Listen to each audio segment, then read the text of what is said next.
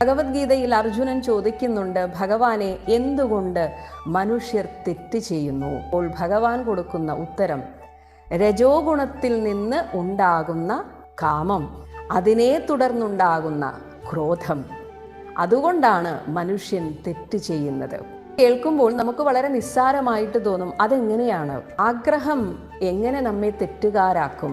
ആഗ്രഹം വേണ്ടേ? അതില്ലാതെ പിന്നെ എന്ത് ജീവിതം എന്ന് തോന്നാം. പക്ഷേ ചില ആളുകൾക്കെങ്കിലും ആഗ്രഹം ഇത് നിയന്ത്രിക്കാൻ സാധിക്കുന്നില്ല. ആഗ്രഹം തെറ്റാണെന്ന് പറയുകയല്ല, പക്ഷേ അതിനെ നിയന്ത്രിച്ചില്ലെങ്കിൽ അത് അപകടമാണ്. രണ്ടുപേർ പ്രണയിക്കുന്നു, അതിലൊരാൾക്ക് പ്രണയം വേണ്ട, അത് അയാളുടെ ഇഷ്ടമാണ്. പക്ഷേ അങ്ങനെ മറ്റൊരാൾ സമ്മതിക്കുന്നില്ല. അങ്ങനെ ആര് വേണമെന്ന് ആഗ്രഹിക്കുന്നുവോ ആ ആൾ വിട്ടുകൊടുക്കാൻ തയ്യാറാകുന്നില്ല. എനിക്ക് കിട്ടുന്നില്ലെങ്കിൽ എന്നാൽ പിന്നെ ആർക്കും വേണ്ട.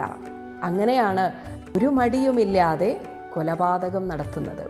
അപ്പോൾ ആഗ്രഹം എങ്ങനെയാണ് ഒരാളെ ഒരു തെറ്റിലേക്ക് നയിക്കുന്നത് എന്നതിൻ്റെ ഉദാഹരണമാണ്.